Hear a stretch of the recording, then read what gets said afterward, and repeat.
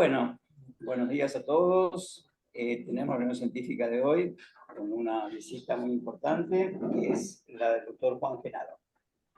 Él nos va a presentar su trabajo, Escuchar la sexualidad a través de las palabras.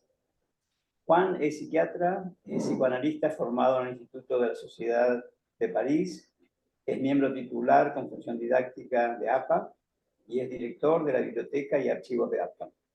Es autor del libro En los desfiladeros de la psiquis, editado por Goethe, y numerosas publicaciones en libros y revistas. Bueno, los dejo con él y con su trabajo. Bueno, buenos días. Muchas gracias por la invitación, gracias a la Comisión Científica de SAP.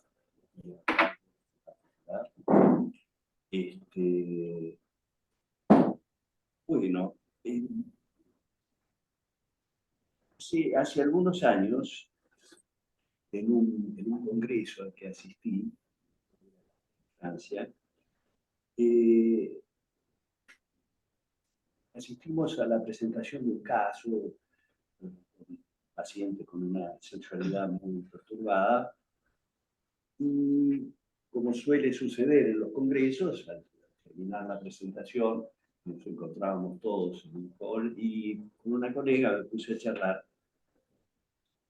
Y esta me dice, acá en un arranque de sinceridad, adoptó una expresión soñadora y me dijo: mis pacientes no me hablan casi nunca de su sexualidad. A lo que respondí tratando de no ser descortés, pues los míos en general solo hablan de eso. Reflexionando luego en este corto diálogo, pensé que tal vez habría sido más pertinente decir que la cuestión no era tanto lo que los pacientes nos decían, sino sobre todo la manera en que escuchábamos su discurso. Les quería traer a ese propósito un muy pequeño texto de Kundera, de Milan Kundera, que está en el libro de la risa y el olvido. Y él dice así: Tamina, que es el personaje del que él habla, trabaja de camarera en una taberna que es propiedad de un matrimonio. Tamina sirve el café y el calvados a los clientes. No son muchos, la taberna está sistemáticamente semivacía. Y vuelve a situarse tras la barra. En la barra, en una banqueta, casi siempre hay alguien que quiere charlar con ella. Todos la quieren, y es que Tamina sabe escuchar lo que la gente le cuenta. Pero ¿escucha de verdad? ¿O solo mira atentamente y en silencio? No lo sé, y ni siquiera es tan importante. Lo importante es que no les interrumpe. Ya saben ustedes lo que ocurre cuando dos personas están charlando. Uno habla y el otro le interrumpe. Eso es lo mismo que me pasa a mí y yo, y comienza a hablar de sí mismo hasta que el otro no logre de nuevo decir: eso es lo mismo que me pasa a mí y yo. Quise traer este pequeño texto de Kundera, es enorme escritor, porque es cierto que hay una disposición a escuchar, que todos compartimos, sin lo cual sería muy difícil hacer nuestro oficio. Pero es suficiente. Es suficiente tener esta disposición a escuchar, a no interrumpir al otro, a solicitar su palabra.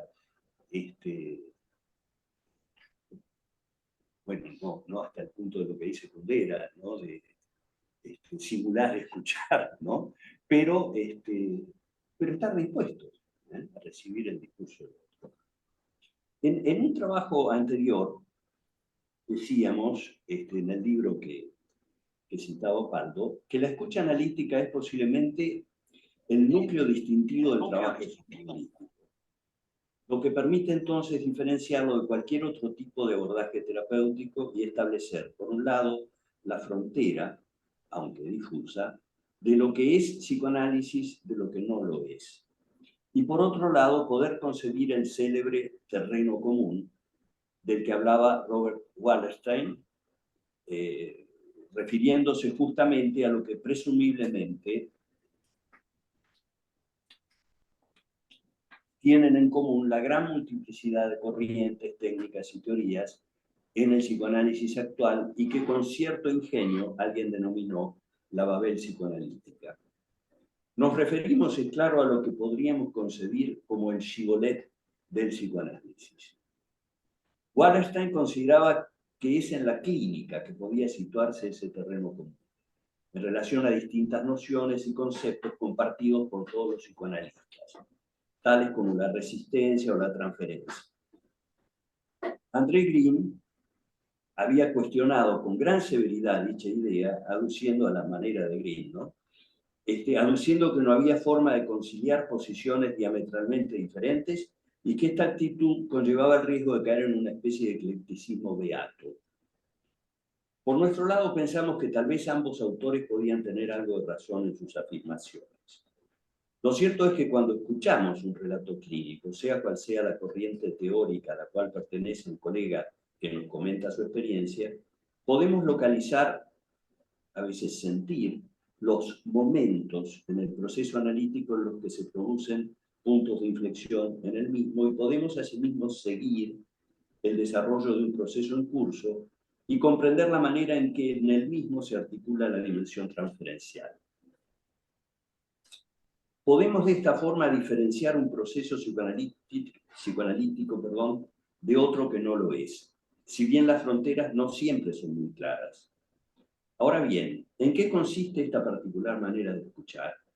Si nos detenemos un instante a analizar los rasgos distintivos de la escucha analítica, común a todos los analistas, sea cual fuere su pertenencia formal de escuela, corriente o tribu, encontraremos que para todos ellos escuchar implica un más allá o un más acá, más aquí, de la percepción del nivel manifiesto de lo que es enunciado. Y es aquí la diferencia con la joven Tamina de la que hablaba antes. Podríamos hablar de una escucha sesgada. Dion hablaba a este propósito de una escucha binocular, recuerda, relacionándola con la posición del RFI en su sueño, propia a la escucha psicoanalítica. Pero también él hablaba de la función continente, eslabón esencial y fundante en la relación madre-hijo temprana. Desde nuestra perspectiva, preferiríamos referirnos a una escucha tridimensional. Tres dimensiones, actuando a la vez en tres ejes distintos, aunque inextricablemente entrelazados. La primera, el primero de estos ejes, se refiere a la dimensión propia del discurso manifiesto, es decir, lo que hacía Tamina, que al desgranarse deja percibir, segundo eje, en la entreescucha, los retazos o iridiscencias de una segunda dimensión, latente y en semipenumbra. Un poco como los rayos solares filtrándose a través de sucesivas capas de nubes. Estas dos dimensiones se infiltran en el complejo entramado del mundo interno del analista, activando relaciones, recuerdos, representaciones, referidas o pasadas asociaciones del paciente o retazos de su historia, aún a veces incluso hasta de otras historias. A mí me ha pasado alguna vez de confundirme entre, por ejemplo, entre dos sueños, uno del paciente y otro de otro paciente.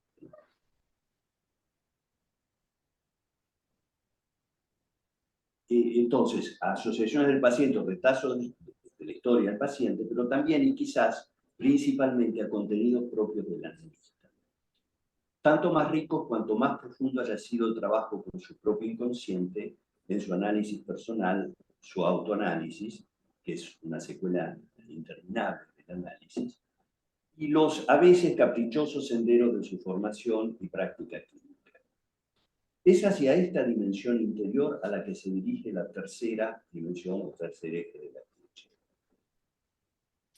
Entonces teníamos un primer eje que es escucha, el discurso manifiesto, un segundo eje que es esa entreescucha, lo que escuchamos detrás, el paciente nos dice, y la tercera dimensión, que sería lo que eso moviliza, produce, pone de manifiesto en nuestro interior, ya sea recuerdos del propio paciente o otros pacientes o de nosotros mismos. Es en el entrecruzamiento de estas tres dimensiones que surgen frecuentemente de manera sorprendente para el propio analista representaciones en el límite del Heimlich, lo extraño e inquietante, que forman parte del campo transferencial, no reductibles a la suma de los psiquismos del paciente y del analista, y que funcionan como una verdadera neoformación que describieron magistralmente Baranger y que Michel de Musan denominó la quimera. La imagen que permite ilustrar este fenómeno peculiar, bien conocido por todos los analistas y que constituye, en nuestra opinión, el punto común en nuestra disciplina, es el de los estereogramas. No sé si ustedes recuerdan, los estereogramas son una época, hace muchos años, que estaba de moda y estaba lleno de libros, y debe acordarse, con estampas sobre los estereogramas, que eran figuras que se parecían un poco a las imágenes de un caleidoscopio, ¿no? Imágenes vistosas, coloridas, eso, pero no tenían. Y si uno las miraba de una manera particular, surgía de golpe en tres dimensiones una imagen nueva. Estos eran los estereogramas. Entonces yo escribo, como todos recordamos, sin duda se trata de esas imágenes abigarradas en su multiplicidad de formas y colores, más o menos definidas, que cuando el observador las mira de una manera sesgada, o como escuchamos los pacientes, con una técnica no muy difícil de adquirir, por la cual coloca, no es lo mismo en lo que se refiere a la técnica de la escucha analítica, pero bueno, por la cual coloca sus ojos que miran el dibujo en una convergencia que se sitúa más allá del mismo, en otro lugar, ve surgir de manera sorprendente, casi mágica, otra imagen que brota, o tal vez mejor diríamos, irrumpe en su percepción, situándose en un espacio virtual, en un entre dos. Es un efecto curioso que puede relacionarse en su virtualidad intermediaria con el espacio transicional de Winnicott y que constituye, pensamos, el crisol en el que el analista basa, sea consciente o no de ello, su actividad interpretativa, y ya sea esta explícita o silenciosa. Cosas que se nos ocurren, que las digamos o no al paciente. Por supuesto, cada analista prestará mayor o menor atención a uno u otro de estos ejes de la escucha, o incluso se resistirá a tenerlos en cuenta. A posteriori de las sesiones, cuando es cuestión de pensar en lo que ha sucedido en las mismas, lo que tal vez sucedía a la colega con la que tuve el diálogo que inicia este relato y que no escuchaba la sexualidad en el decir de sus pacientes, pero es nuestra opinión que de manera consciente o no los tres ejes se encuentran siempre presentes en toda escucha analítica, diferenciándola de otras maneras de escuchar. Veamos ahora algunas situaciones clínicas que nos permitan escuchar la sexualidad inconsciente deslizándose, como dijimos, entre las palabras. Una mujer joven, en análisis desde hace algunos años, y que vivió una decepción amorosa muy dolorosa hace relativamente poco tiempo, cuando sucede esta situación que relato, había iniciado una nueva relación que la llenaba de entusiasmo y cierta fascinación, tal vez un poco excesiva. Mantenía con su pareja una relación a distancia, ya que él mismo trabajaba en un país lejano. Estaban a punto de reencontrarse durante un periodo de vacaciones de ambos y esto producía una febril expectativa. Me comenta entonces que habían tenido una discusión bastante áspera durante su última conversación por videollamada. Me dice la paciente, no tuvo nada que ver con nuestro encuentro ni con la sexualidad. Declara. Y a continuación me dice que su compañero le preguntó si le molestaría que coma cerdo delante de ella. Y a continuación discuten acaloradamente acerca de las diferencias religiosas y las imposiciones que derivarían de la misma. Es necesario aclarar que esta joven mujer es judía y su familia, particularmente su padre, muy estricto con el respeto a las tradiciones, y su amigo, que también es judío, no. Mientras la escucho relatarme esta discusión bastante descabellada, que la deja, por lo menos así la sentía yo, que la deja con un sentimiento de fracaso y tristeza, me pregunto qué relación podría tener esto con su primera declaración, que no tenía nada que ver ni con la sexualidad. Su negación, sin embargo, no podía menos que despertar la sospecha que se trataba justamente de eso. Sin saber muy bien cómo abordar la cuestión, en ese momento surge en mí el recuerdo de una antigua paciente adolescente. Esto es importante técnicamente, es decir, muchas veces uno está desconcertado, se nos cuentan un sueño, o el paciente nos cuenta, no sabe qué decir.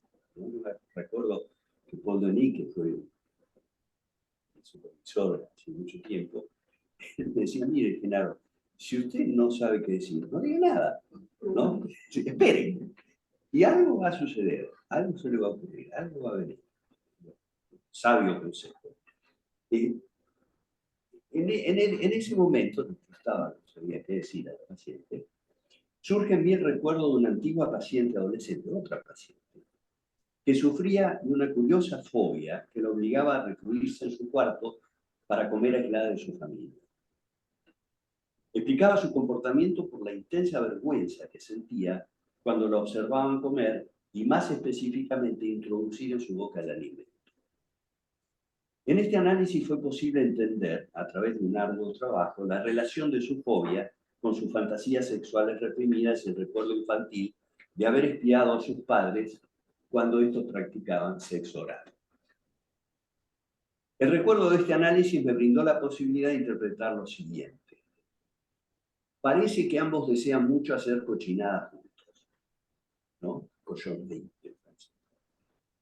pero temen ser rechazados por ello.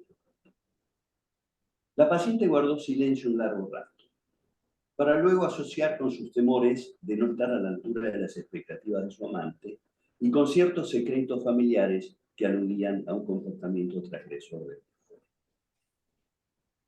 Veamos otro ejemplo. Una joven paciente aquejada por una sintomatología tan compleja como polimorfa me cuenta en una sesión de análisis sus dificultades para conciliar el sueño. En la medida en que se encuentra prisionera de rituales que debe ejecutar de manera imperativa, pagando el precio, si no lo hace de una manera precisa, de verse inundada de desesperación y angustia. Me dice, antes de entregarme al sueño, tengo que comprobar la hora en el reloj digital que tengo en la mesa de luz. Luego de hacerlo, debo sumar los números sucesivamente hasta obtener una cifra de un dígito. Así, por ejemplo, si son las 22 y 18, obtengo el número 4. Al principio debía evitar el número 6, porque si me dormía con ese número podía ocurrir una desgracia. Pero a medida que pasaba el tiempo, la exigencia fue cada vez mayor y debía iniciar las cuentas una y otra vez con el temor de haberme equivocado. Cuando tenía el número 7, podía dormir sin problema. ¿Por qué el número 6? Pienso que es el número del diablo, y agrega. Con el tiempo todo se complicó aún más. Cada cifra que obtenía se asociaba con una letra del alfabeto. Así el 1 era la letra A, 2 la B y así sucesivamente. Con cada letra debía encontrar los nombres de personas que conocía. El problema era el número 9, que correspondía a la letra del nombre de mi padre. Si esto ocurría, debía evitar dormirme, porque esto hubiera causado una tragedia y entonces estaba obligada a recomenzar una y otra vez. Mientras la paciente me relataba sus sufrimientos nocturnos, me embargaba una sensación de progresiva confusión, casi angustiosa. Comencé a preguntarme casi obsesivamente, ¿qué puedo decirle? ¿Cuál es el significado de estas matemáticas incomprensibles? ¿Cuál era el código que me permitiría descifrar la críptica forma en la que había sido enmascarado el mensaje latente? Recordé las palabras de mi maestro, ¿no?, que acabo de contarles, que decía, no ya nada, espere.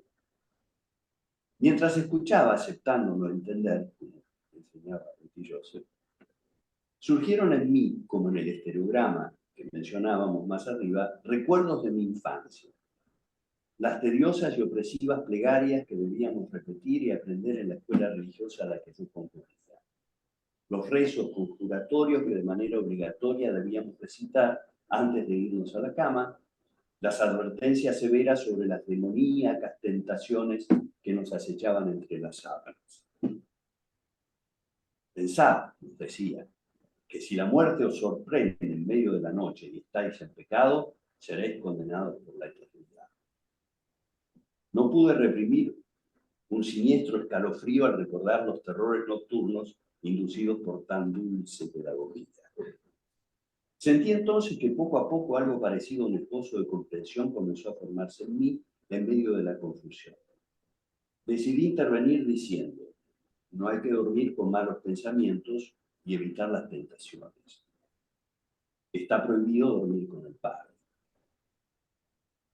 La paciente guardó silencio durante un largo momento y de pronto, sin hacer ningún comentario sobre mi interpretación, comenzó a hablar de sus recuerdos de infancia, la adoración que sentía por su padre y la excitación frente a los extraños ruidos que en ocasiones le llegaban a través de muros y puertas complacientes provenientes del cuarto de sus padres, que ella se esforzaba por no escuchar sin poder dejar de hacer.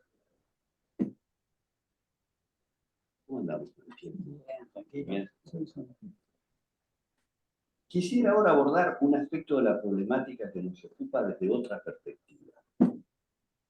Todos sabemos que la irrupción intempestiva y brutal de lo sexual en el universo infantil, cuando fallan o están ausentes las barreras de paraexcitación parentales o adultas, que constituyen un necesario escudo para el psiquismo del niño en formación, producen graves daños en ese psiquismo naciente y en el desarrollo psicosexual, así como perturbaciones más o menos importantes en el anudamiento pulsional.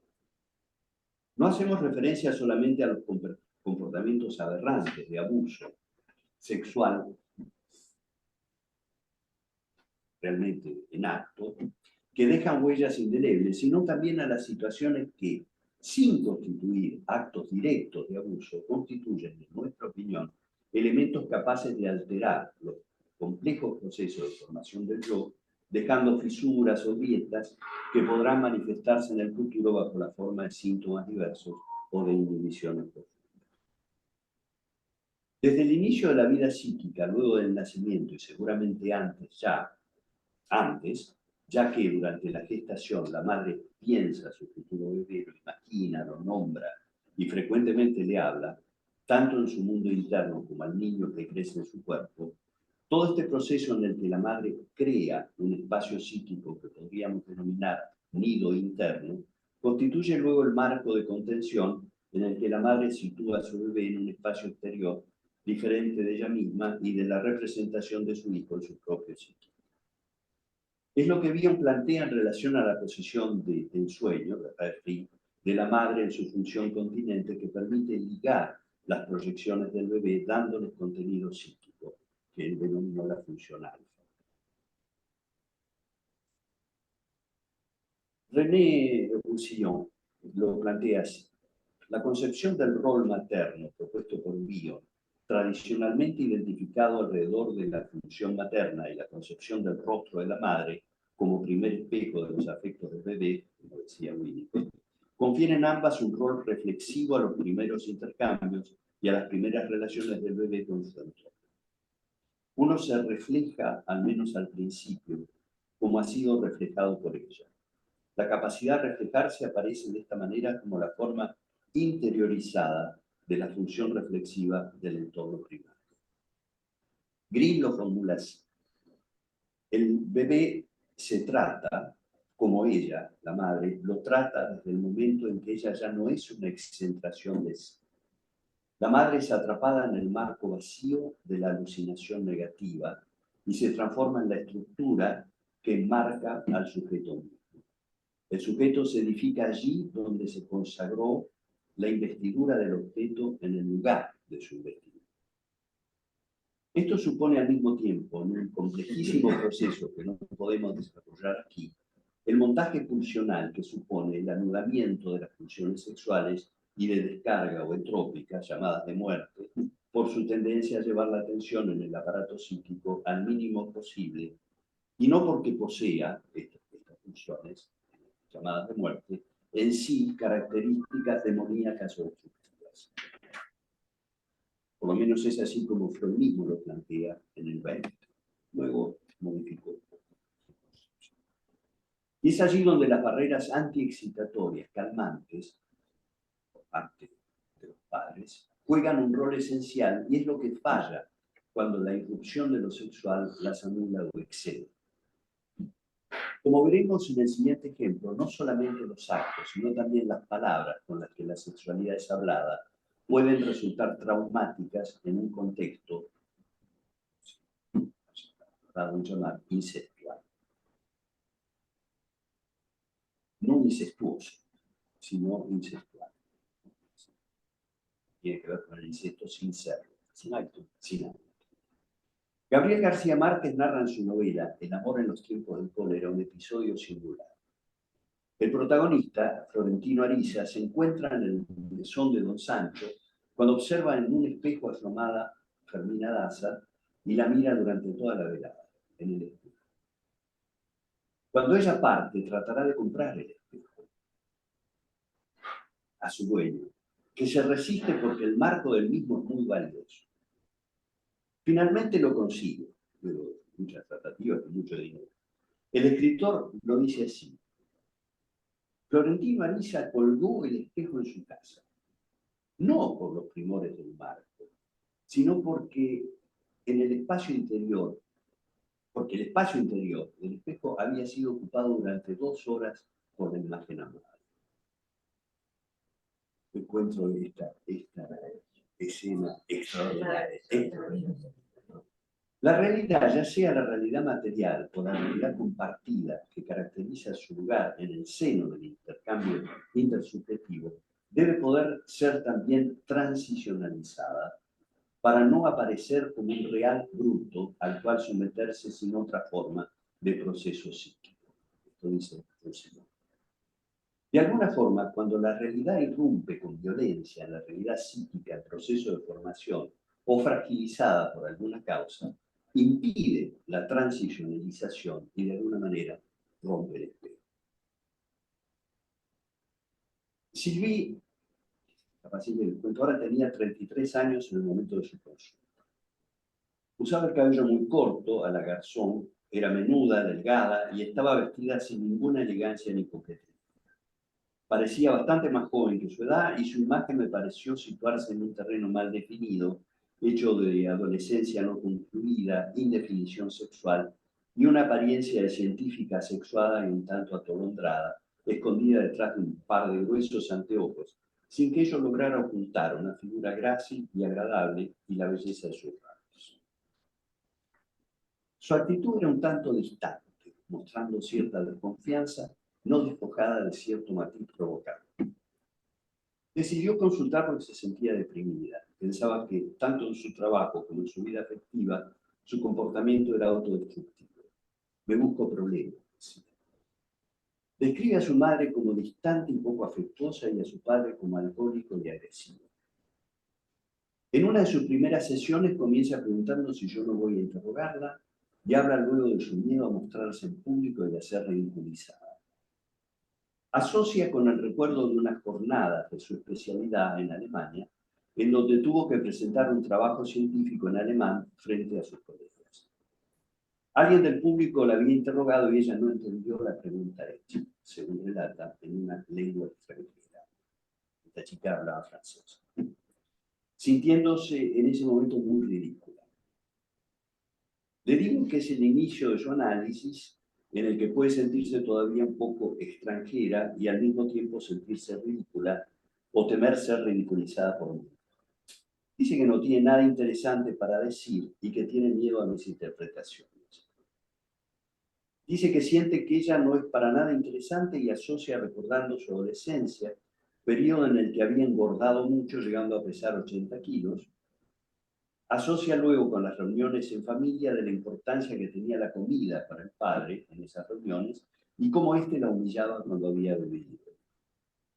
Recuerda que en una oportunidad le había dicho: para casarte va a ser necesario dar dinero, frase que volverá en numerosas oportunidades a lo largo del análisis en relación a sus dificultades relacionales y a situaciones transferenciales.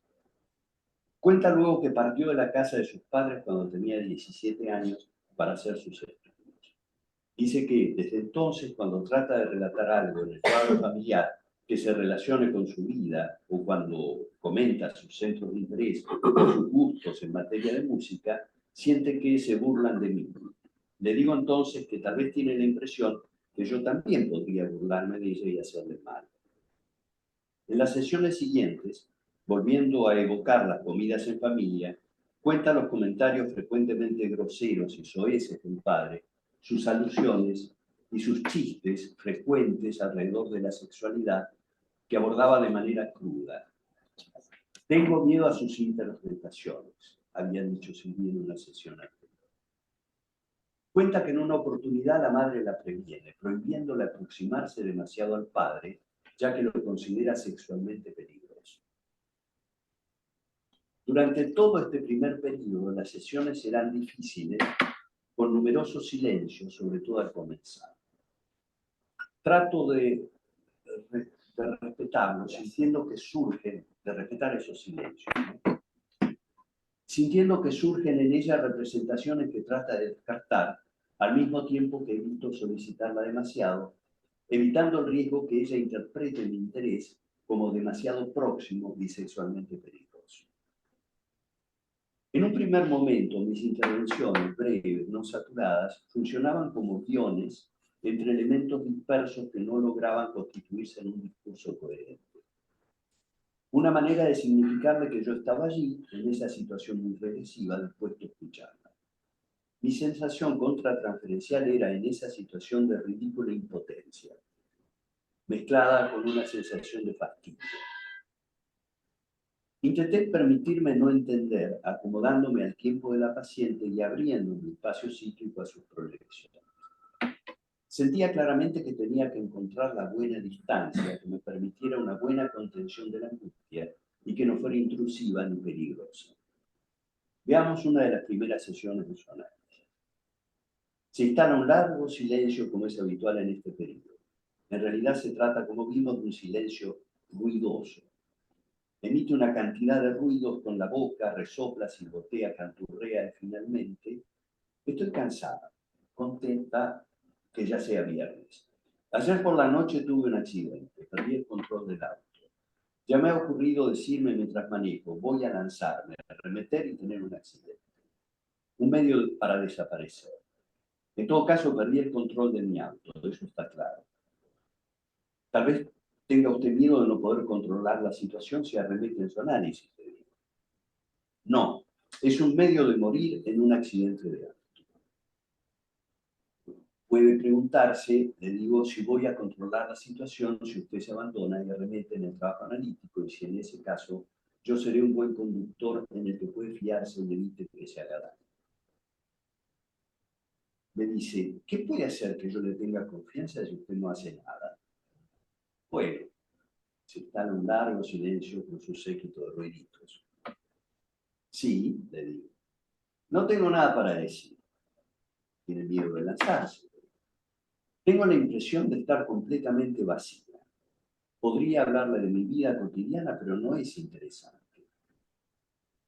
Recuerdo en ese momento la frase frecuente de Salomón Resnick, que decía, cuando un paciente dice que está vacío es que está demasiado lleno.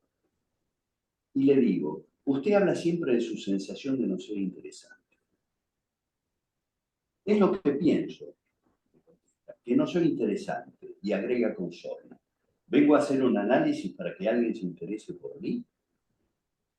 No, pago para que alguien se interese por mí, como decía mi padre que tendría que hacer. Debo dar dinero para que alguien se interese por mí porque no soy bonita, porque no soy interesante. Bueno, le digo, sería como prostituir a ese alguien. No, no es en ese sentido, dice, de manera bastante violenta. Sería como prostituirme yo. No, no entendí nada. Es al revés, dice, presa de confusión. Finalmente usted me paga, le digo.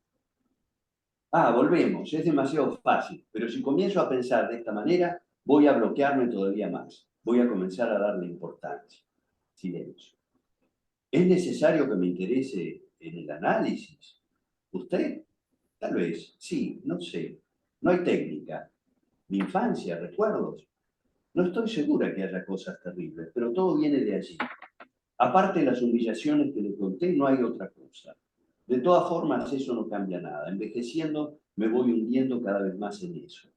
Bien, ¿es todo? ¿Qué hora es? Parece que teme perder el control del auto y le cuesta dejarme el volante. Si se queda en silencio, dice, no voy a poder tenerle confianza y pasarle el volante, como usted dice. Algunas sesiones más tarde, me dice, tuve dos sueños. En el primero estaba en un negocio. Tenía que comprarme una cartera. Dudaba entre una marrón y una roja. No lograba decidirme, pasaba el tiempo y las vendedoras comenzaban a mirarme raro. Finalmente una de ellas me dice determinada.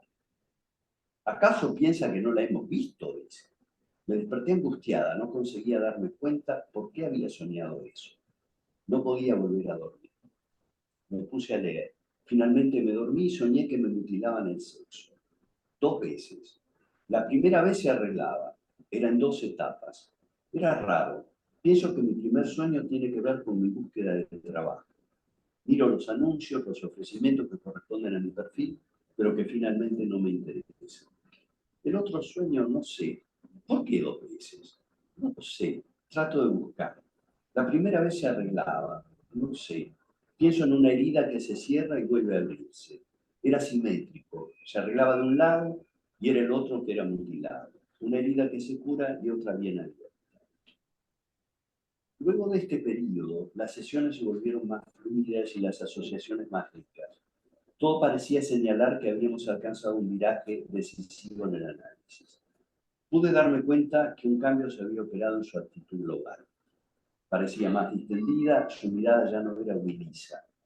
Parecía preocuparse más de su apariencia, en su manera de arreglarse y vestirse. Comenzó a venir a las sesiones perfumada con discreción. En el plano contratransferencial me daba cuenta que me sentía inquieto por ella, como si quisiera protegerla. ¿Era esto una actitud defensiva de mi parte para huir de lo que evidentemente aparecía como una erotización del vínculo? En el plano transferencial parecía oscilar entre una transferencia de tipo materna, solicitando una actitud protectora y continente de mi parte, y una transferencia de tipo paterna que tendía a erotizarse progresivamente, el color rojo de su sueño. Pero en la que, a pesar de ello, tal vez justamente a causa de ello, se sentía mucho más segura. Pienso que la solidez del encuadre permitió que pudiera instalarse poco a poco en un plano genital elíptico, abandonando gradualmente una posición anal más regresiva. Es en ese contexto que pueden pensarse los sueños de la paciente que acabo de relatar. Las dudas entre la cartera anal marrón y la cartera roja genital inesa. El segundo sueño parece confirmarlo con sus 2 etapas de cicatrización. La progresiva elaboración de sus duelos, la herida casi curada y por otro lado un movimiento progrediente hacia una sexualidad genital simbolizada por la herida representando un sexo abierto y disponible. ¿Cómo escuchamos, para finalizar, la lengua de la sexualidad hoy? No cabe duda que las formas de expresión de la sexualidad, incluyendo las maneras en que las mismas son verbalizadas, cambian con las épocas y las culturas, aunque tal vez menos de lo que habitualmente se supone. Antes de que ustedes llegaran, charlaba un poco y decíamos que había que distinguir entre las modas culturales y los cambios culturales. Que muchas veces las modas parecen como cambios culturales, son ruidosas, son, ¿no? Todo el mundo habla de eso, pero en el fondo son superficiales y pasajeras. Los cambios culturales son mucho más profundos y silenciosos, pero mucho más durables. Hace poco yo hablaba de lo que significó para la cultura en general y como un aporte del psicoanálisis, el psicoanálisis de niños, en el hecho de que empezamos a escuchar a los niños. Y esto significó no una moda cultural, sino un cambio cultural muy profundo, ¿no? Que que se instaló, por lo menos en nuestra cultura. Pero debemos preguntarnos, en nuestra actividad clínica como psicoanalistas, ¿a dónde se dirige nuestra escucha? Y si respondemos como hemos tratado de proponer en nuestro trabajo, que se trata de un más allá de las palabras que enuncian lo sexual o lo que callan, resulta pertinente la deconstrucción de esta escucha para tratar de entender cómo se manifiesta en el mundo interior inconsciente de nuestros pacientes y en el nuestro, en su compleja diversidad, a través de las épocas y las culturas. Muchas gracias. Estamos trabajando sin usar el micrófono, ¿se escucha bien? Nadie se ha quejado. A los oyentes ahí por online, ¿escuchan todos bien? ¿Sí? Sí. Sí, acá por la compu se escucha más fácil, pero por ahí a los que están ahí a lo mejor no escuchan. Sí, no, acá no hay problema, no estamos. Yo te escucho bien, Sebastián. Perfecto, bárbaro. Bueno, ahora vamos a pasar a escuchar los comentarios del licenciado Sebastián Politi, que es licenciado en Teología y en Psicología, es miembro del ente de SAP y es docente del Instituto de Formación de SAP.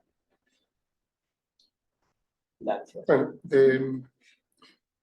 cuando me encontré con el flyer que anunciaba este encuentro, me da una especie de perplejidad porque ahí aparecía como discutidor y no muchas ganas de discutir acá con el doctor Genaro porque el artículo me parece muy sugerente y además tiene la virtud de ser muy claro y muy amigable como texto, lo cual no es poca cosa en los tiempos que corren, ¿no?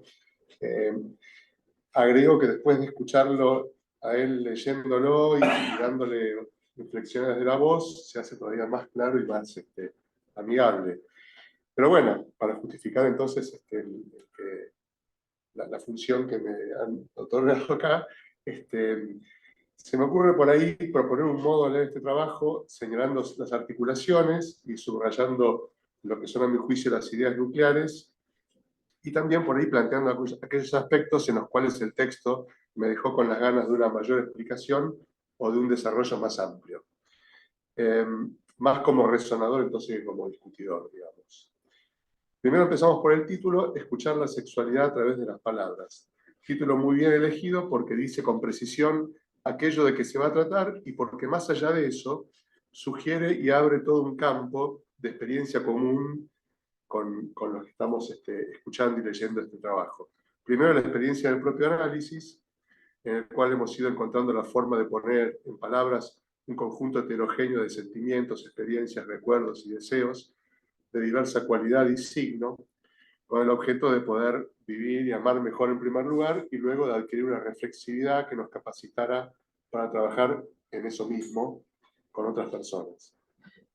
En segundo lugar, el texto de Genaro alude a una experiencia profesional cotidiana de disponernos cada hora, varios días de la semana, a escuchar algo que no necesariamente va a aparecer con los rasgos de una comunicación explícita. Me pasó este domingo último, que era el día que había programado para preparar este comentario, que me desperté a la mañana con el título del trabajo dándome vueltas en la cabeza, evidentemente como resultado de una elaboración durante el sueño, ¿no? Y entonces pensaba, bueno, ¿cómo se escucha la sexualidad a través de las palabras? Una pregunta que no se responde en dos líneas porque desde la perspectiva psicoanalítica, sexualidad es un significante tan amplio que no se contiene en una idea simple. Se me cruzaban, y seguramente se me habían cruzado durante la noche, referencias al polimorfismo infantil, a las etapas clásicamente formuladas del desarrollo de la libido, a las llamadas neosexualidades y los desafíos que le presentan a la teoría, las mil y una variantes destinales de sublimación, metainhibida, vuelta sobre sí mismo, mezclas y desmezclas, a la misma idea de genitalidad, que no por trabajada conceptualmente desde el comienzo del psicoanálisis, implica menos interrogantes y complicaciones. Eso a propósito rápido para hablar Suena de violento, suena violento. Claro, para dar una sensación de Sexualidad violenta. abrumar. Bueno, De todo esto, me decía, se trata de la propuesta del trabajo. ¿Cómo escuchamos la sexualidad en las palabras? Bueno, la introducción alude muy acertadamente a eso, ¿no? La colega que le dice que sus pacientes no le hablan de sexualidad y el que le responde que no le hablan de otra cosa. Porque dentro del dispositivo analítico, pensaba yo otra mañana, se habla de la sexualidad en las palabras que se dicen, también en el modo de decirlas y también en el hecho mismo de decirlas, en el hablar por el hecho de hablar, digamos. Pongamos la mención de la carne de cerdo prohibida en la primera pacienta referida en el artículo, pero también el modo retentivo primero y erotizado después de hablar de la tercera, de la del silencio ruidoso, y tal vez, aunque no aparece en las viñetas del doctor Genaro, ese tipo de discurso imparable, arborescente, circular, que a veces escuchamos, que antes de seducir busca complacerse en el mero goce de hablar. Las palabras entonces, y también el modo de decirlas, y también el hecho mismo de decirlas, el hecho material de decir, ¿no? Bueno, pero para que esto se manifieste en el campo y adquiera entidad en el proceso analítico, deberá encontrar su lugar en la escucha analítica, que es el tema central de este trabajo. ¿De qué modo la escucha analítica, un tipo particular de escucha específico, no espontáneo, sino producto de un trabajo arduo y paciente de colocación de la atención, hace lugar a la sexualidad que se dice? La misma estructura del trabajo, coherente con la elección del título, organiza en una primera instancia nuestra lectura en este sentido, enmarcándola entre una sección inicial, casi 3 páginas de contenido teórico-técnico, y la conclusión. Ahora, entrando un poco más en la estructura u organización del texto, si yo tuviese que editarla, haría solamente una muy pequeña modificación que a mi juicio se sigue de un modo casi evidente del desarrollo del contenido. Al menos si uno se toma un par de minutos para repensar la totalidad después de haberlo leído.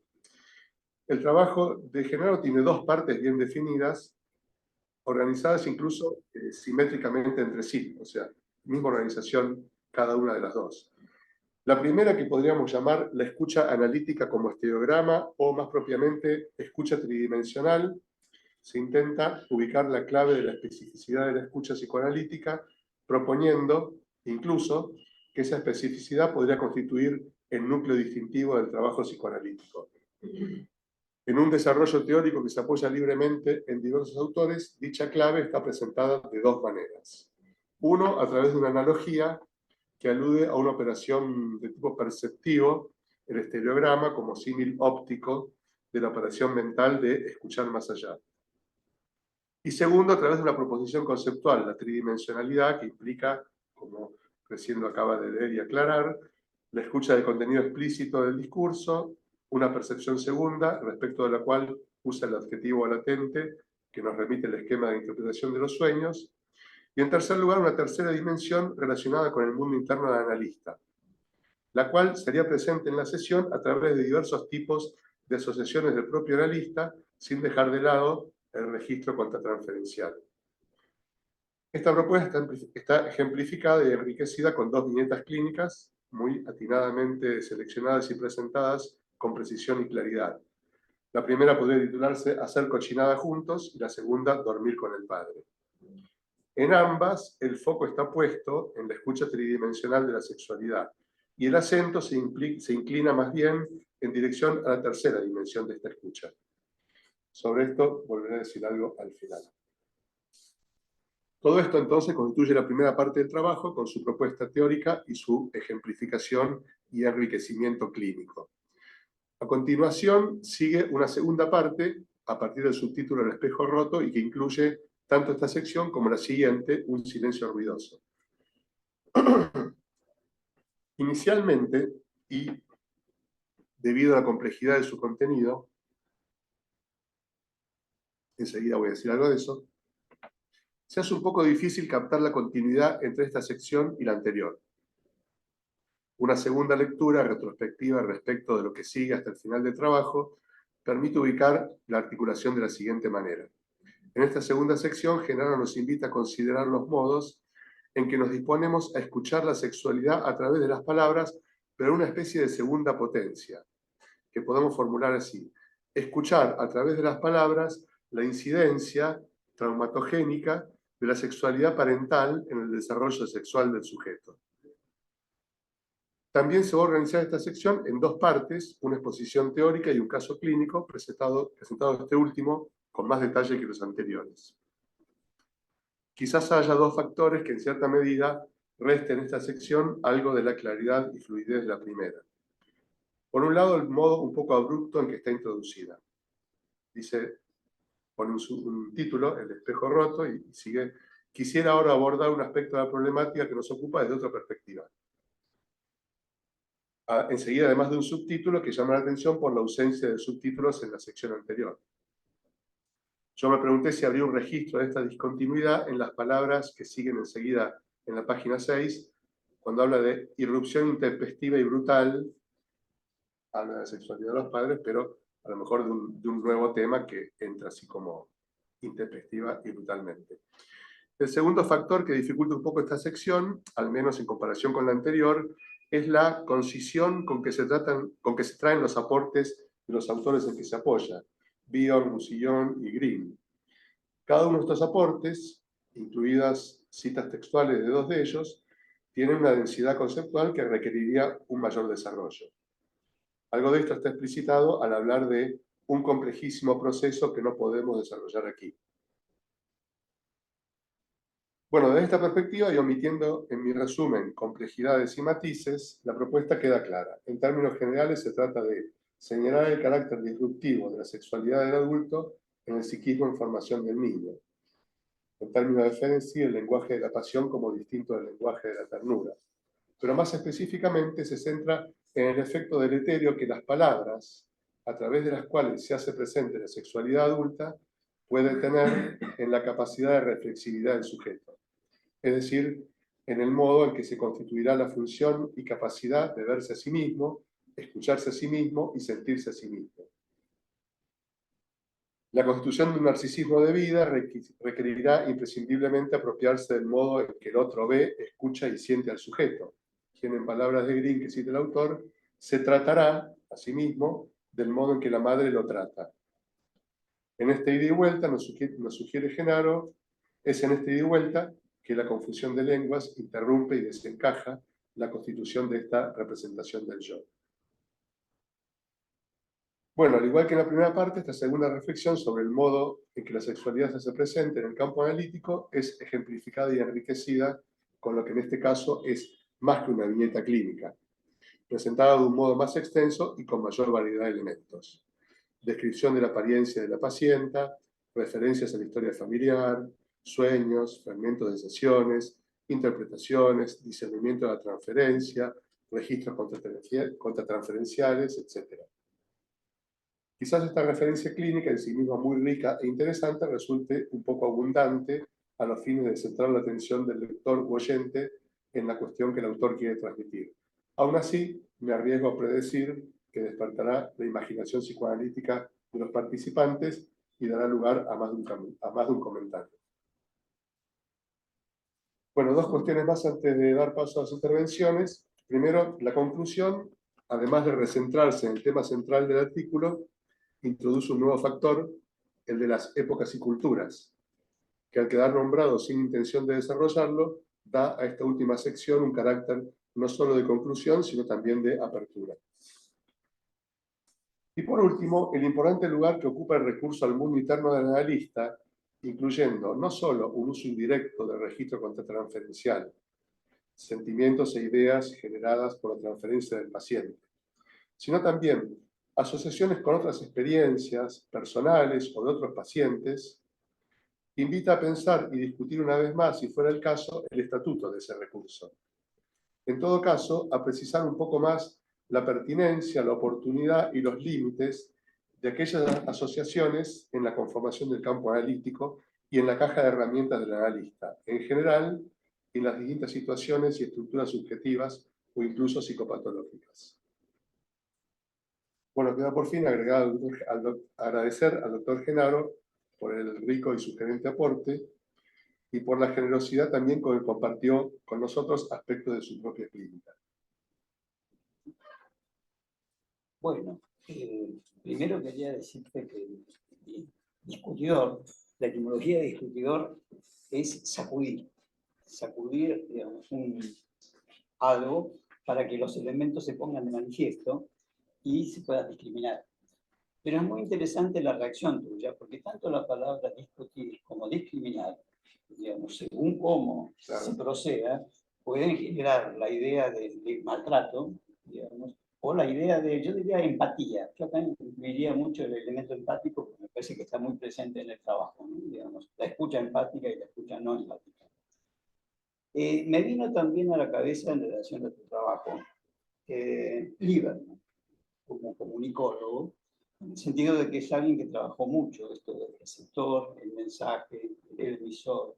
Digamos, ¿cómo, digamos, se puede hacer para lograr que el mensaje llegue sin este tipo de malos entendidos, como no lo quiero agredir, yo vengo con buenas intenciones?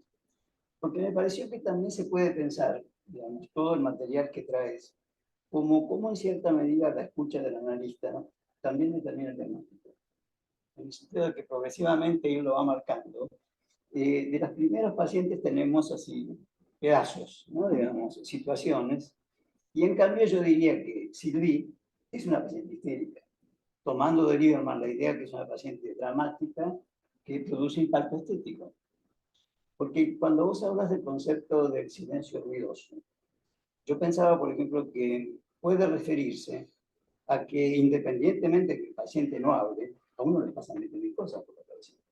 Pero no sabe realmente, le parece, digamos, de nuevo, puede ser violento, que tiene que ver esto con esto otro.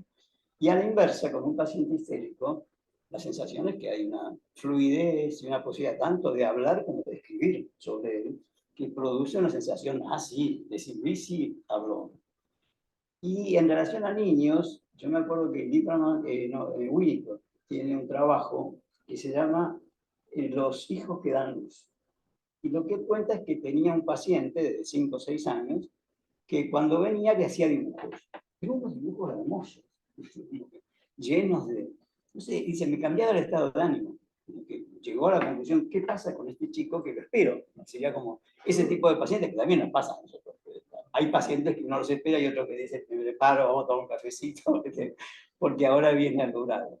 Y bueno, lo que él hizo, bueno, se puso a averiguar, se tomó como dato esto de por qué le pasaba esto, y resultó que era un chico sería de una madre muerta, tenía una madre depresiva, y se ve que el chico tenía permanentemente esta actitud de traer alegría, ¿no?, de traer luz.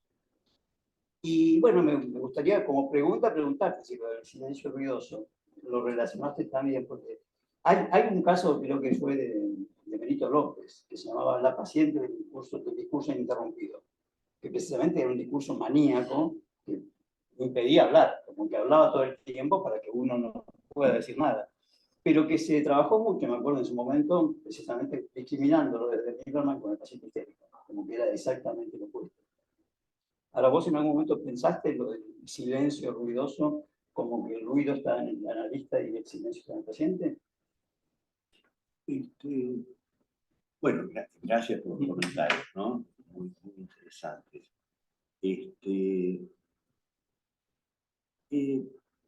Es cierto que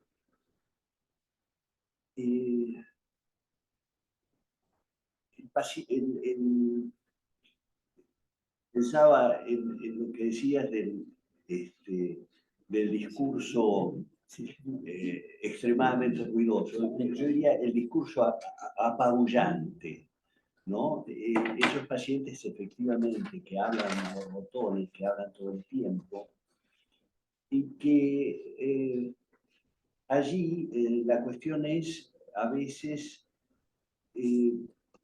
preguntarse en esas situaciones qué es lo que están no diciendo, ¿no? ¿Qué es lo que toda esa apabullante cantidad de palabras tapa, oculta? Sería como la otra cara de esta paciente que presentaba, que no hablaba. No tuve ni la oportunidad, ni tampoco venía a cuento, esta última paciente que efectivamente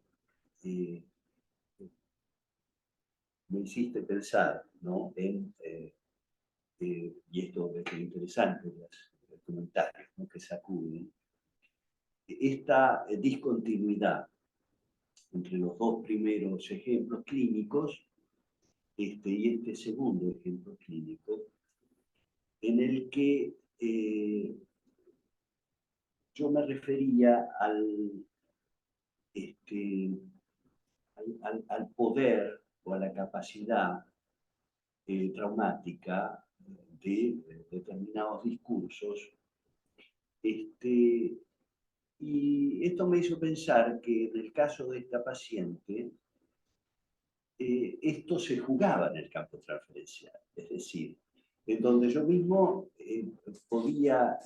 sentía temor, lo digo, de ser demasiado intrusivo, de acercarme demasiado. Y paralelamente, esto me lo marcó una colega, que incidentalmente es mi mujer,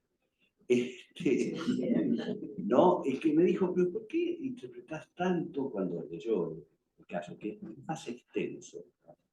¿Por qué? ¿Por qué interpretas tanto la transferencia? Es decir, ¿por qué tanto? ¿No?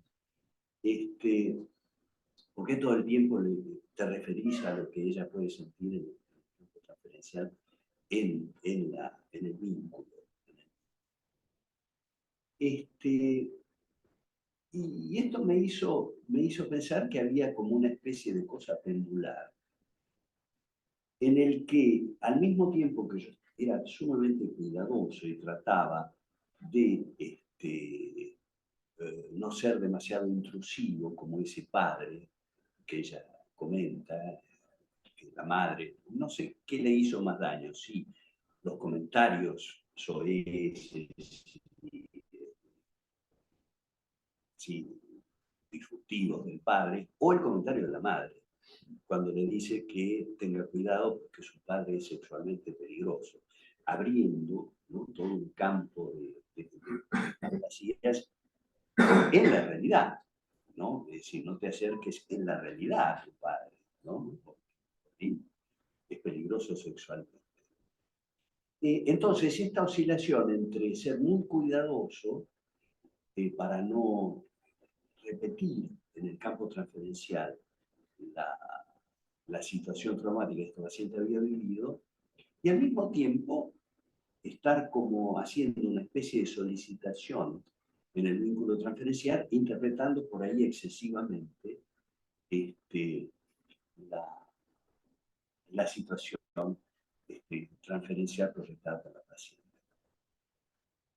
Y efectivamente, como dice Osvaldo, es posible que yo, al mismo tiempo que intentaba, y este era todo el trabajo en el proceso analítico, desligarme y al mismo tiempo, con temor a quedar atrapado, al mismo tiempo suscitar, ¿no?, ese atrapamiento. Lo que me lleva a pensar en que en el trabajo analítico muchas veces uno está en la situación, uno no está fuera de la situación, uno forma parte del campo transferencial, viviendo, ¿no?, que es lo que yo asimilo a esa tercera dimensión de la escucha, viviendo las situaciones, y también poniendo barreras, a veces la interpretación abusiva, interpretar demasiado, a veces el miedo a interpretar, no interpretar cuando podríamos hacerlo, en una especie de, como yo digo, de cosa pendular, defensiva, de no hacer nada o hacer demasiado, ¿no? Y el problema no es que eso no tiene que pasar, pasa, a pesar de que nosotros no. El problema es escuchar eso y trabajarlo y entenderlo y que nos sirva para poder avanzar en el proceso analítico, en el que avanzamos con el paciente,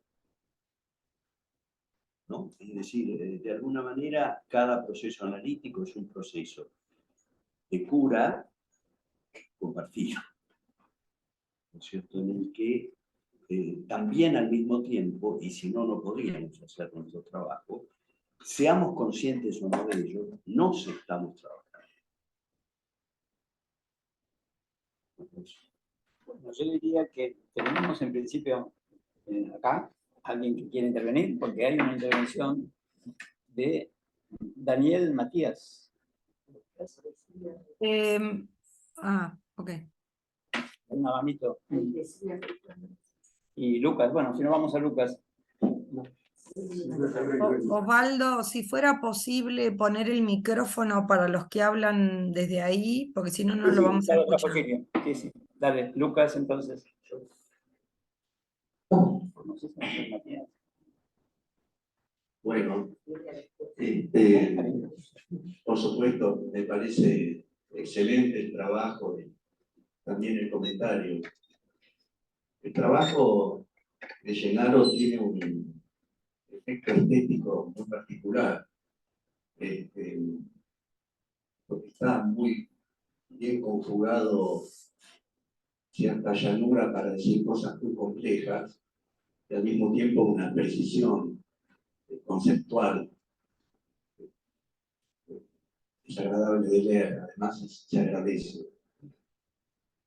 Pensaba que muchas de las cuestiones, la escucha tridimensional, la quimera, la imagen del estereograma, la virtualidad, la transicionalidad,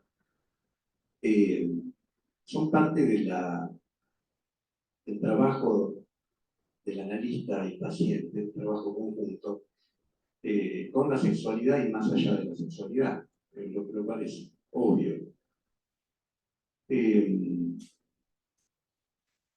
Me parece muy, muy gráfico, muy, además experiencialmente compartible, lo que es algo a favor, ¿no?, de esta descripción.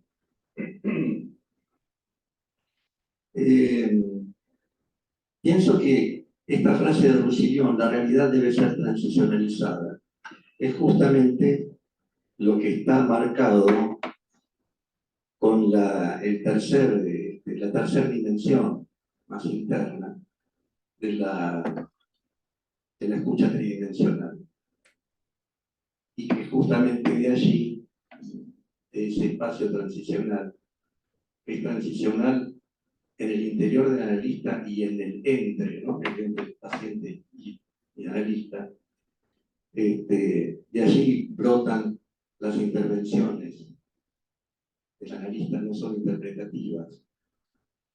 Incluso todo ese cuidado con lo actitudinal pareciera venir también de allí, ¿no? El caso del tercer caso que nombraba Gennaro. Escuchando el tercer caso pensaba, ¿qué habrá pasado en el intervalo antes de los sueños de la paciente? Porque ella termina diciendo, si se queda en silencio no voy a poder pasar el volante, pero después aparecen los dos sueños y un cambio en el clima laborativo muy, muy notorio. Y entonces pensaba, ¿qué habrá pasado? Gennaro hace una mención al encuadre, y que la estabilidad del encuadre, no lo dice en esta palabra, no recuerdo, propició de alguna manera lo elaborativo. Pero bueno, me faltarían datos allí, como dice Sebastián, aunque no sea el objetivo del trabajo presentar todos los datos. Sebastián hablaba de una relación, me pareció a mí, entre la forma de lo escrito y el contenido, como si la irrupción de lo perturbador, de lo más traumático, también afectara la forma en que está escrito, hacia el final. Me pareció interesante. Y nombraba, por ejemplo, esta cuestión del recurso al mundo interno del analista, su pertinencia, el modo de manejar esto. Claro, allí qué difícil es poner algún tipo de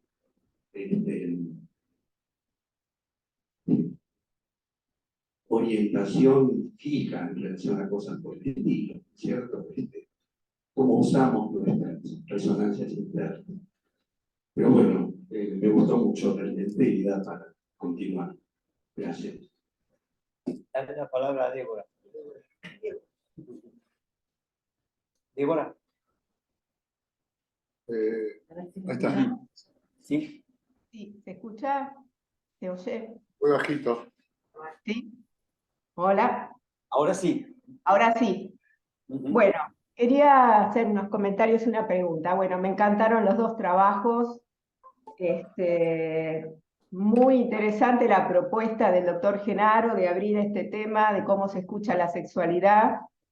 Muy interesantes los casos clínicos, muy atinados, y bueno, la propuesta en general me encantó y me gustó muchísimo el comentario de Sebastián, porque realmente me parece que sí tiene que ver con una discusión y la posibilidad de abrir a temas. Y también señalo lo que Lucas señaló del comentario de Sebastián, que es hablar sobre la pertinencia del tercer eje, ¿no? El mundo interno del analista, límites, situaciones, bueno, en fin, un montón de cosas. La pregunta que quiero hacer es sobre lo siguiente. Se habló de épocas y culturas, ¿no? Entonces, bueno, acá tenemos una primer colega que no escucha nada de la sexualidad y el doctor Genaro que le dice hay que saber escuchar la sexualidad. Y los ejemplos son muy lindos.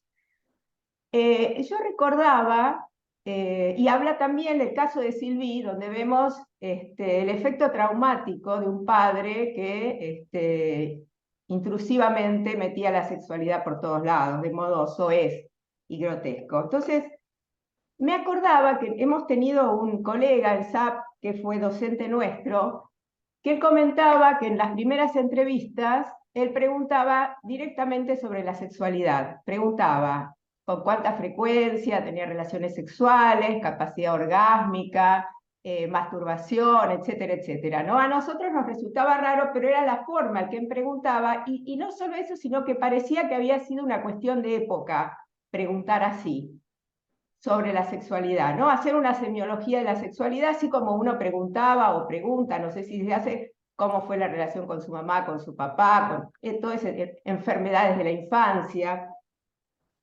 Entonces, entre eso y lo que nosotros ahora hacemos teniendo en cuenta, creo yo, no sé, no sé cada uno cómo trabaja en su consultorio en relación a estos temas, pero tengo la sensación que tenemos mucho más cuidado de ser intrusivos con estos temas, ¿no? Por ejemplo, no me imagino una paciente Sylvie donde uno pueda hacerle estas preguntas directamente y no ocasione algún tipo de disturbio en el vínculo, en ella. Entonces, entre eso y lo otro que por ahí a veces nosotros no hacemos, me parece, preguntamos poco sobre la sexualidad. Creo que hemos dejado toda la cuestión sexológica totalmente en manos de los sexólogos. Entonces quiero preguntar acerca de esto, ¿qué les parece? ¿Cómo era en otras épocas? Yo creo que en algunos momentos a veces hay que hacer, creo yo, a mi manera particular de trabajar. En algunos momentos yo, cuando ciertos temas se presentan, hago una cierta semiología de la sexualidad. Algunas veces en determinados momentos y demás. Pero bueno, me parecía que este tema de la psicosexualidad también lleva el tema de la sexualidad más genital, que aparece también en los consultorios, ¿no? ¿Cómo lo pensamos? ¿Cómo hacemos? Bueno, me suscitó estas preguntas.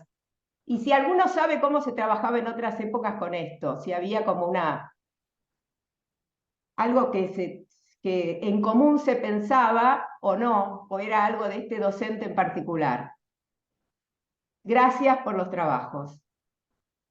A ver, yo le agregaría al comentario de Débora una pregunta, porque en relación al eje de la persona del analista, tenemos una persona que se formó en Francia. Y acá, lo que yo tengo, inclusive cuando vos mencionás el comentario de Bill, yo creo que fue Lynn el que dijo en un momento que los ingleses estaban desexualizando el psicoanálisis. Así es. Como que hay todo un enfrentamiento entre la escuela inglesa y la escuela francesa, que nosotros desde acá somos receptivos, pero no formamos parte. Vos estuviste allí, con lo cual por ahí, en ese sentido, podés hablar más de esto. Y también me llamó la atención que no sos judío, tomando necesariamente el tema de esta paciente que te plantea si va a poder tener comunión, ¿no? Digamos, comer con, digamos, si no puede haber diferencias con vos en relación a la posibilidad de un diálogo analítico.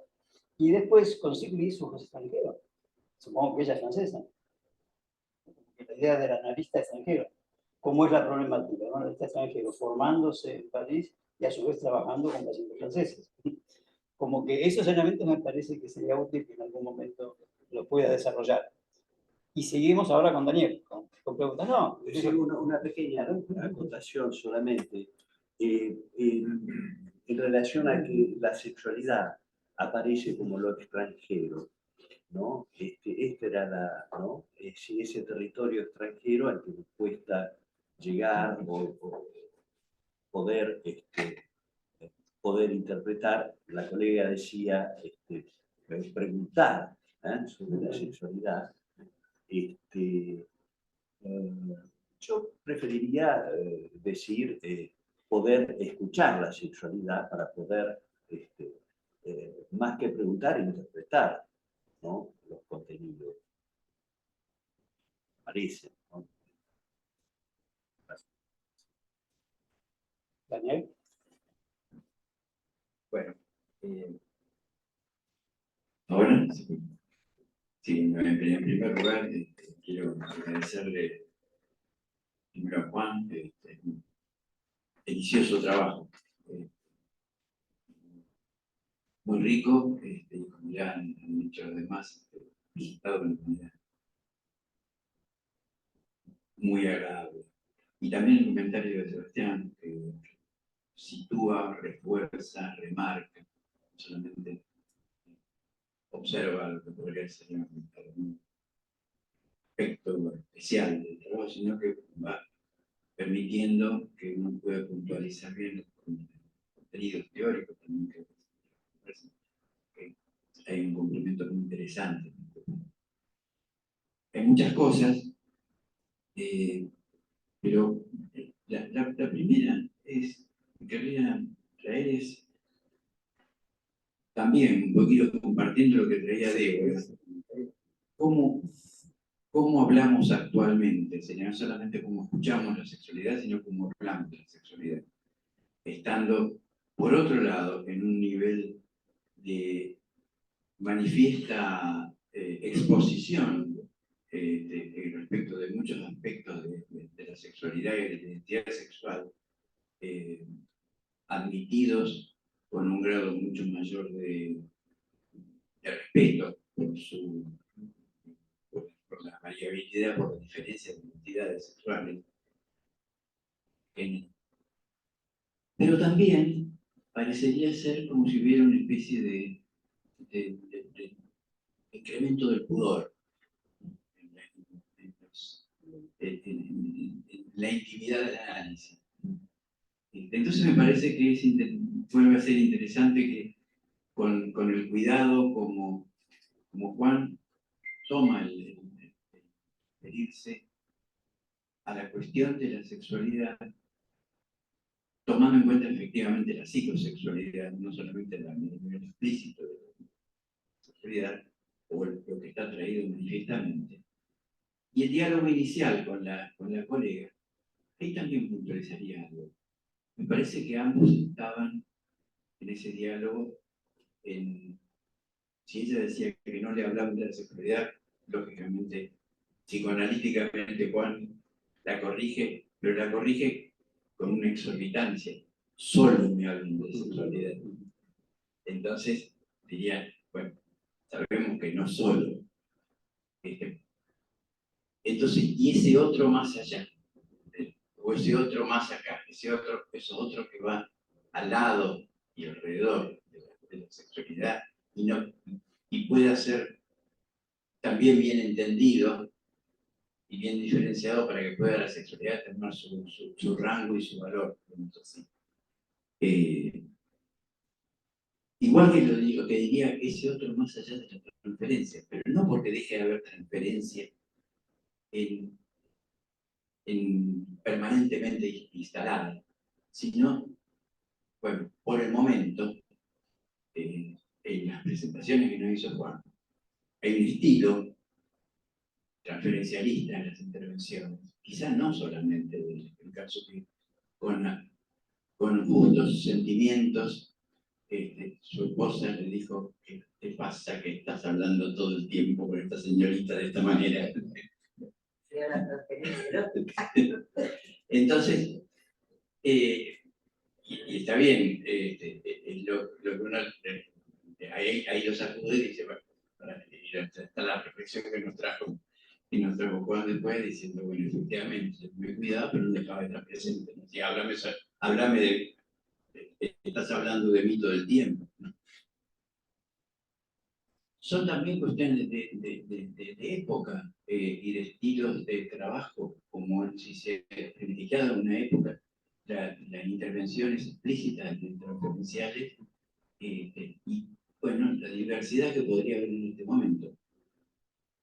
O la preferencia en muchas situaciones a que esto no se juegue de esta manera. Sin embargo, resulta muy atractivo e interesante el modo como lo presentó Juan. Bueno, y para terminar, porque yo muchas cosas y seguramente otro tiempo decir otras cuestiones.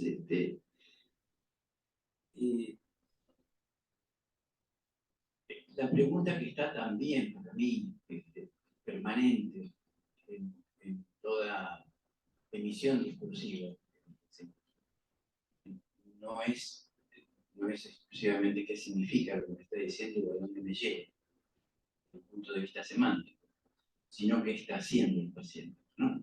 La temática de los actos de habla, digamos, de qué manera, qué está haciendo cuando habla, al hablar, qué hace. Y en cada caso ese qué hace es una pregunta que tiene un tipo de respuesta, ¿sí? Y obviamente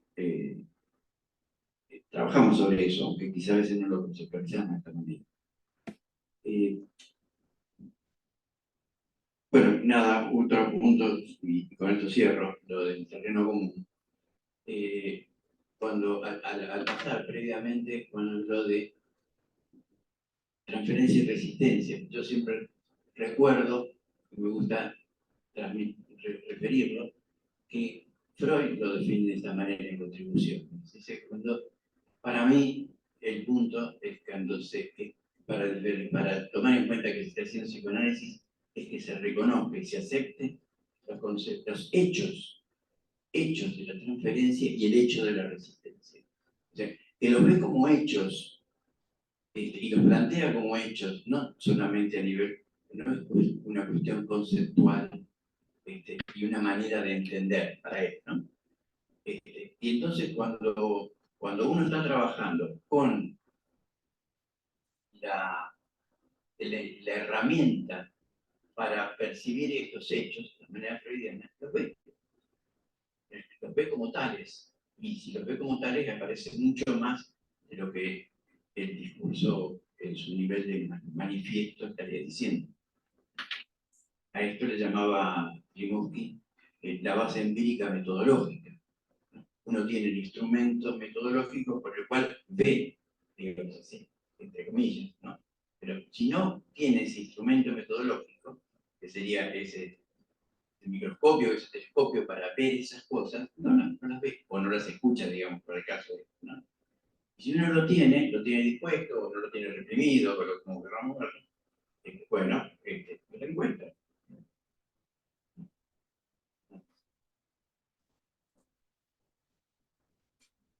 San Javier, ¿quieres comentar?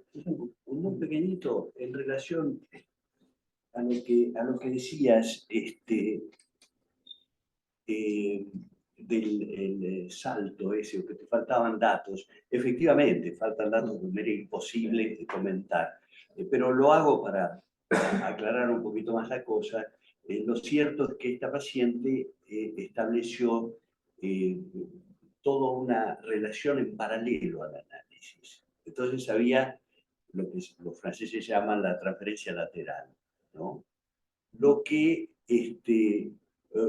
había como un desarrollo de esa relación lateralizada, ¿no? Que alivió de alguna manera el espacio transferencial con ella y que permitió avanzar y trabajar hasta llegar a esos sueños, que son dos periodos del análisis, ¿no? Lo cuento. Inicio y después, mucho tiempo después, cuando aparecen esos sueños. Eso para... Y después, en relación a la cuestión de si preguntamos, no preguntamos, interpretamos, no interpretamos la sexualidad. Yo recuerdo que Paul Denis me contaba un caso de él, de un chico que jugaba, ¿no? Entonces, lo observaba jugar con dos animalitos, ¿no? No recuerdo cuáles exactamente, pero uno sobre el otro, qué sé yo. Y Paul Denis pensaba todo el tiempo, bueno, pero esto es el papá y la mamá que están, ¿no? Pero no se atrevía a decirle, ¿no? Y así pasaban las sesiones y el chico repetía siempre el mismo juego. Hasta que en un momento se atreve y le dice, escúchame, me parece que estás jugando a lo que papá y mamá se hacen mimos, qué sé yo. Y el chico se da vuelta así, lo mira y le dice, recién ahora te das cuenta. Y otra anécdota, que esto le ocurrió a Michel Demusson, que los padres van muy angustiados a la consulta, porque estaba el papá con la nena mirando televisión y la madre estaba en la planta de la casa, la primera planta de los cuartos, y en un momento la mamá llama al padre, querido, vení.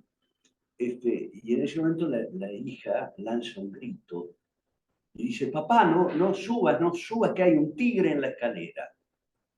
Entonces los padres se angustian muchísimo y dicen, nuestra hija tiene alucinaciones. Entonces van a consultar a Michel Demusson, que cuando le hacen el comentario se ríe y le dice, escúcheme, lo importante no es el tigre, lo importante es no subas. Eso es para...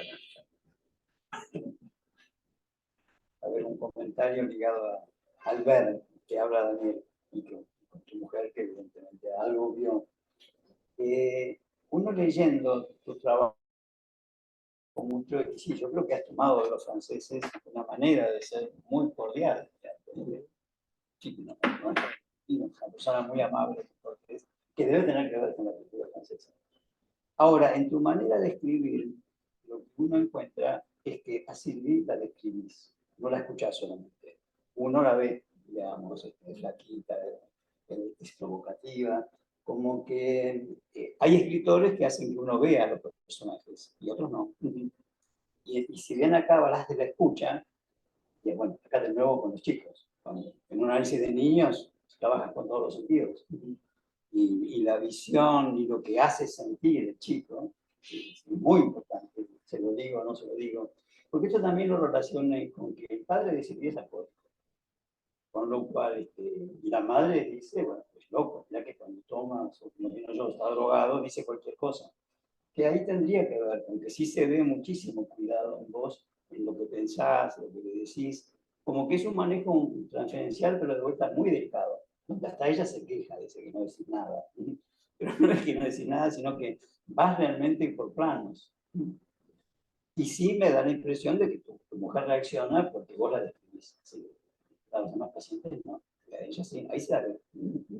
Y además te gusta. Yo creo que es agradable. Sí.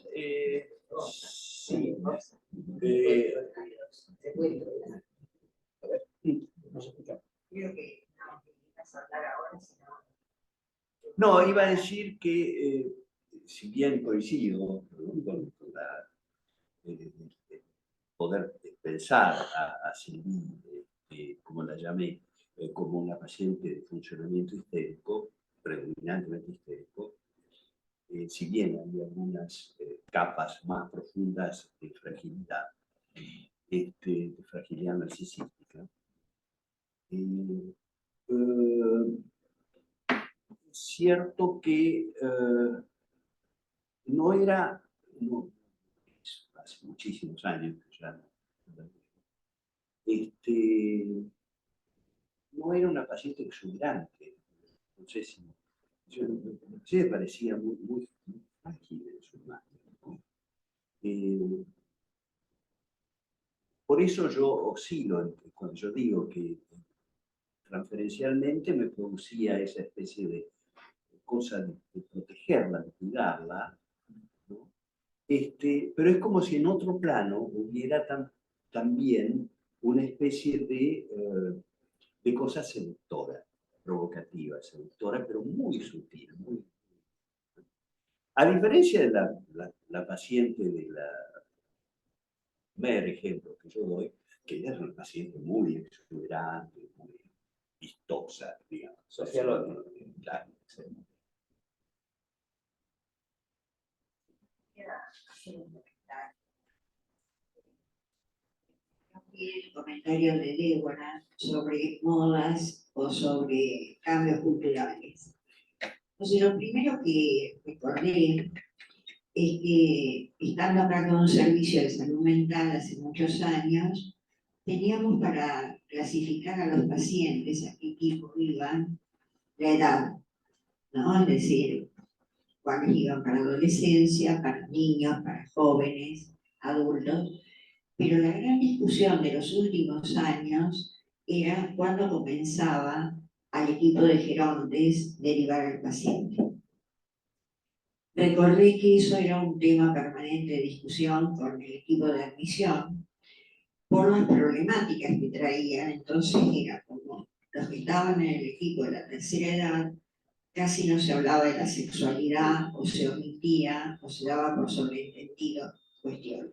Y empezaron a correr las edades y discutíamos. Primero, a los 50 años estaban en el equipo de la tercera edad. Luego, a los 60, 65, hasta que cuando se cerró la liga, teníamos el equipo de tercera edad a partir de los 70. Pero ese fue todo un tema también para organizar el sistema de salud y el sistema de atención. Y me trajo a la memoria la práctica actual. En los últimos años hemos sido elegidos algunos analistas y estábamos de acuerdo con pañuelo verde sí o pañuelo verde no, y sentir la expresión dentro del consultorio, con vos sí que sería un festín, una psicoanalista pañuelo verde, o comentarios por el estilo, ¿no? Como que eso definía un modelo de trabajo, ser o no pañuelo verde. Pero los otros días compartí una experiencia que me emocionó mucho de una paciente que estaba preparando estos últimos meses su fiesta de 80 años, porque en el mes de mayo se le hizo un cambio de válvula cardíaca y los primeros meses del año habíamos trabajado mucho que tenía que enfrentar esta operación, iba a ser abierta, a corazón abierto, ¿no? El cambio de válvula. Esta paciente, los primeros meses del año, estaba muy preocupada de la herida que le iba a quedar y si eso iba a cambiar lo atractivo o no de su esquema corporal, de su físico. Supera la operación con mucho éxito, se recupera bastante rápidamente y comenzamos a tener como material la preparación de sus 80, porque nadie le quería perdonar que no lo festejara con lo bien que le había ido lo que había pasado este año. Entonces, en una sesión se levanta y dice: mire, Maridel, le quiero pedir un favor. ¿Usted vio la película Buena Suerte, Leo Grande? No me acuerdo. Le digo: no, realmente no. Mire, me gustaría que la viera, si es posible, antes de la próxima sesión, porque nos va a permitir que podamos hablar de algunas cosas. Bueno, nos saludamos y se fue. Antes de irse me dice: se la recomiendo sobre todo porque trabaja Clara Thompson. Emma. Clara Thompson la tenía en mente. Eva Thompson. Bueno, se fue. Miro la película y el tratamiento de la sexualidad me resulta muy conmovedor en esa película y demás, el trabajo de Eva Thompson. Y pensaba todo el tiempo que la protagonista dice tener 54 años. Y que mi paciente insinuó al irse como que se había identificado con la protagonista.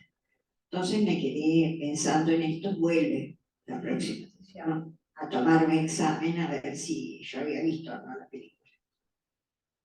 Entonces me dice: ¿cuándo el psicoanálisis va a aceptar que las personas mayores también quieren hablar de sexualidad en el consultorio? Cuando comencé a leer tu trabajo, inmediatamente pensé en este desafío, ¿no? Como qué nos corresponde a nosotros, y ahora cuando Débora hizo el aporte, qué qué omitimos, qué tenemos por descontado, cuánto desafío es para nosotros y cuánto nos seguimos formando en estos temas para poder mantenernos en actividad y sentir que estamos realmente preparados para el tipo de pacientes que hay en este momento. Eso no me quería aportar. Y lo otro, agradecerte el recurso literario, el momento del comentario sobre el amor en los tiempos del cólera, porque me parece que es un rasgo de ternura increíble que se le agrega al trabajo y que me resultó muy conmovedor.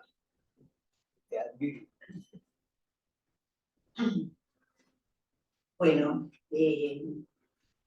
agradecerte el trabajo. Bueno, creo que todos estamos muy agradecidos.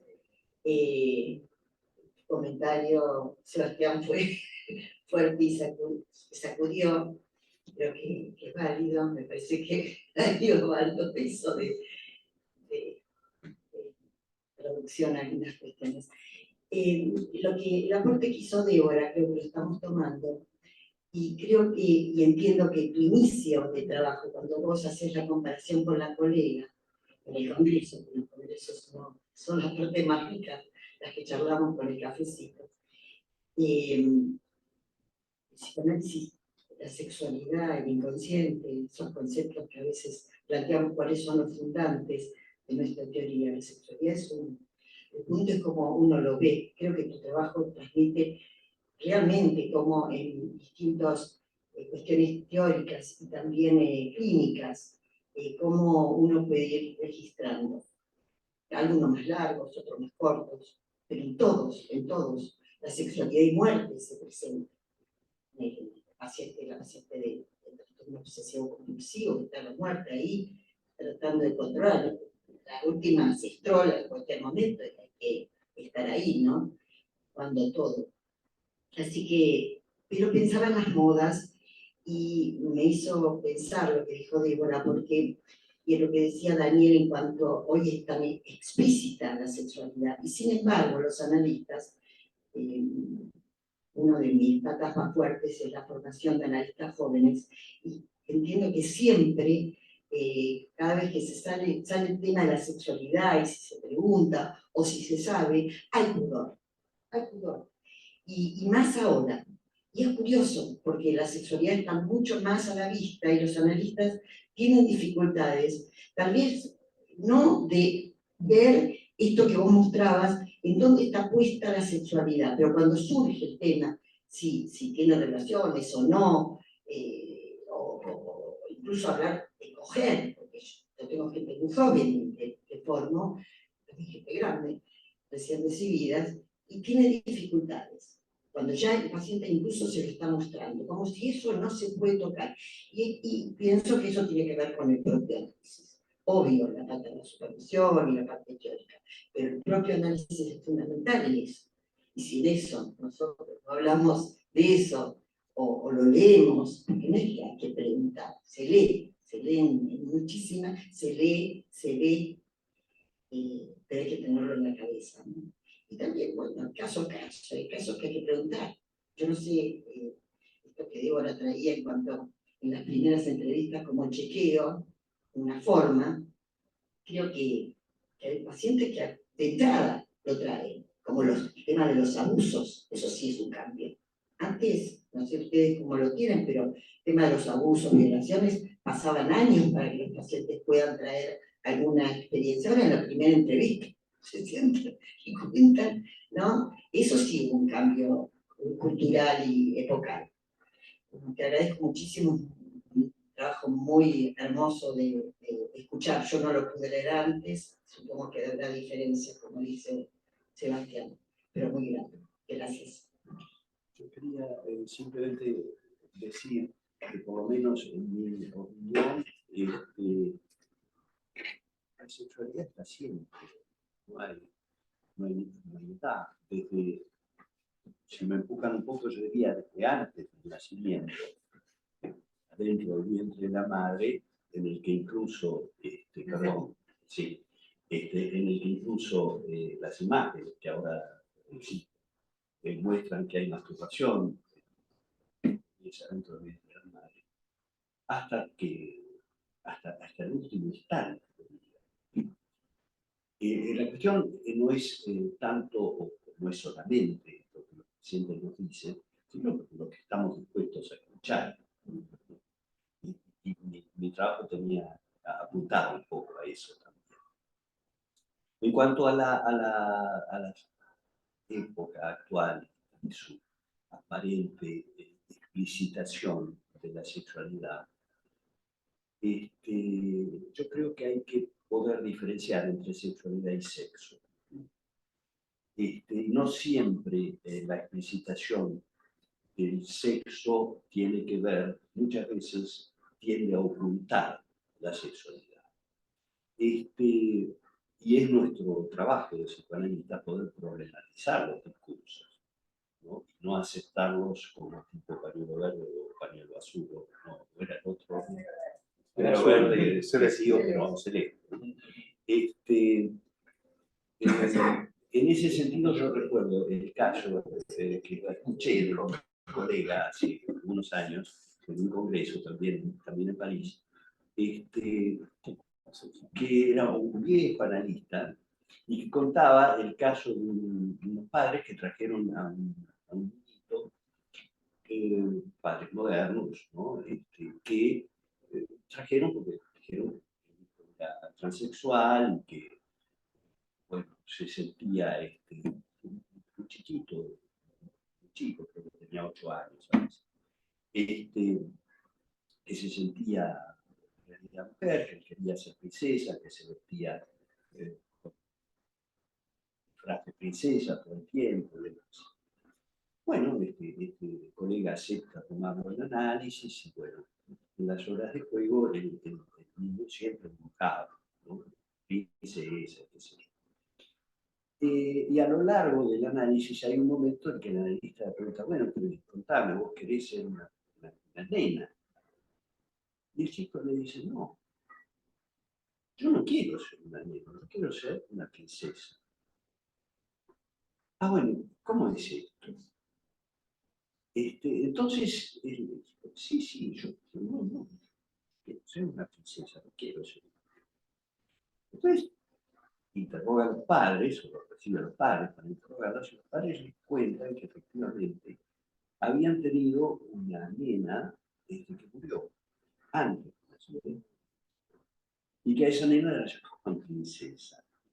Entonces, bueno, esto aclaró la mente un poco del analista, que siguió trabajando con el niño y él contaba una sesión en la que él seguía dibujando a las princesas y que en un momento se equivocó, dibujó mal o qué sé yo, y él hizo un bollo con el papel. Entonces el analista le dice, escúchame, ¿y si tiramos a la princesa a la basura?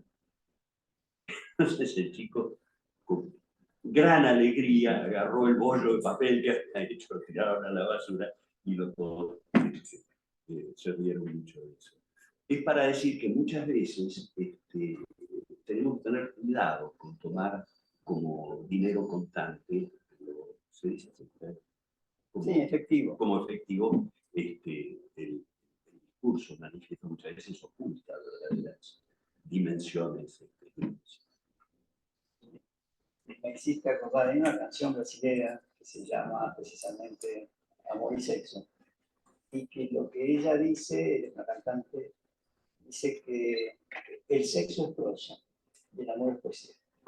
Qué lindo. Algo tenés que comentar, ¿no? Bueno, ¿querés cerrar con tu vida? No, bueno, agradecerles mucho. Para mí siempre es muy grato venir allá, encontrar a mis amigos de allá. Y bueno, creo que es un tema que es muy vasto. En mi trabajo yo solo pude tocar algunos temas y algunos, como por ejemplo el caso de Sigrid, tuve necesariamente que reducir en muchos aspectos y muchas ramificaciones de ese caso. Pero creo que es un tema muy importante, muy actual, y bueno, agradecerles mucho. Gracias. Gracias a todos por haber venido. Bueno, en una semana. Están aplaudiendo también. En realidad están ahí. Claro.